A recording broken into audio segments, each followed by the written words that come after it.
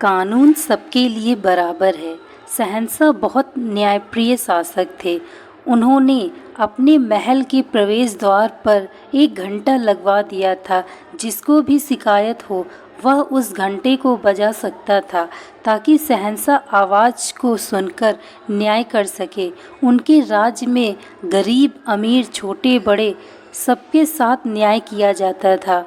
शहंशाह की दृष्टि में कानून सबके लिए बराबर था। शहंशाह अपराधी को दंड और निर्दोष को क्षमा करके सबके साथ न्याय करते थे। कई लोग न्याय के लिए शहंशाह के दरबार में अपनी शिकायतें लेकर आते थे। शहंशाह की पत्नी नूरजहां एक दिन धनुर्विद्या का अभ्यास कर रही थी। नूरजहां ने कुछ चुने हुए निशानों पर ही तीर चलाए।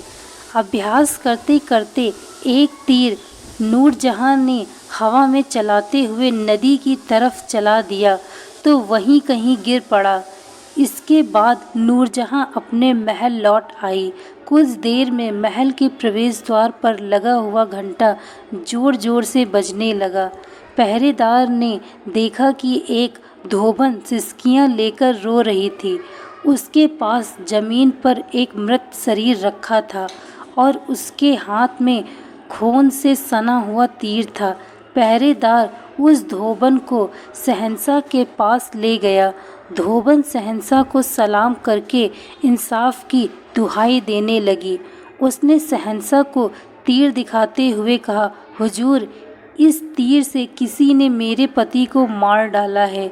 मुझे विधवा और मेरे बच्चों को अनाथ बना दिया है। अब मेरी और मेरे बच्चों की परवरिश कौन करेगा? शहंशाह ने उस तीर को उठाकर देखा तो उस पर शाही मुहर लगी थी। शहंशाह समझ गए कि निश्चय ही इस दुखद घटना को अंजाम किसी महल के ही व्यक्ति ने दिया है। उन्होंने पहरेदार को आदेश दिया, जिस दिन यह घटना हुई उस दिन धनुर्विद्या का अभ्यास कौन कर रहा था? राजा का आदेश पाकर पहरेदार महल में गया और सच्चाई जानकर कुछ ही देर में वापस आ गया और बोला, हुजूर, उस दिन बेगम साहिबा धनुर्विद्या का अभ्यास कर रही थी। शहंशाह ने तुरंत नूरजहां को दरबार में बुलाया। जैसे ही नूरजहां दरबार में हाजिर हुई तो शहंशाह ने अपनी कमरबंद से छुरा निकालकर धोबन को देते हुए कहा, तुम नूरजहां की वजह से ही विधवा हुई हो, इसलिए तुम इस छुरे से मुझे मारकर नूरजहां को विधवा कर दो। ऐसा करने से तुम्हें न्याय ज़रूर मिलेगा।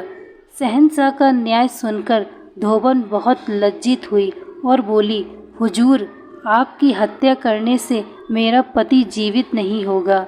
फिर मैं आपके जैसे न्यायप्रिय शहंशाह की हत्या करने का पाप कैसे कर सकती हूँ? धोबन की बात सुनकर शहंशाह बहुत खुश हुए और राजकीय कोष में उसे आर्थिक सहायता प्रदान की। धोबन आर्थिक सहायता लेकर शहंशाह को धन्यवाद देती अपने घर चली गई। धोबन के जाने के बाद नूरजहां ने शहंशाह से कहा, आपने तो सचमुच बहुत खतरा मोल ले लिया था। यदि वह महिला आपके आदेश का पालन कर देती तो बहुत बड़ा अनर्थ हो जाता। शहंशाह ने कहा, यदि मैं मर जाता तो उस महिला को इंसाफ मिल जाता। एक बात अवश्य याद रखना, कानून सबके लिए बराबर है। शिक्षा, इस कहानी से हमें यह शिक्षा मिलती है कि कानून की नज़र में कोई छोटा बड़ा नहीं है, बल्कि सब बराबर हैं। दोस्तों, मैं आशा करती हूँ आपको यह कहानी अच्छी लगी होगी। यदि कहानी अच्छी लगी हो तो वीडियो को लाइक तथा चैनल को सब्सक्राइब अवश्य करें। Thank you so much watching this video. Like, share and subscribe.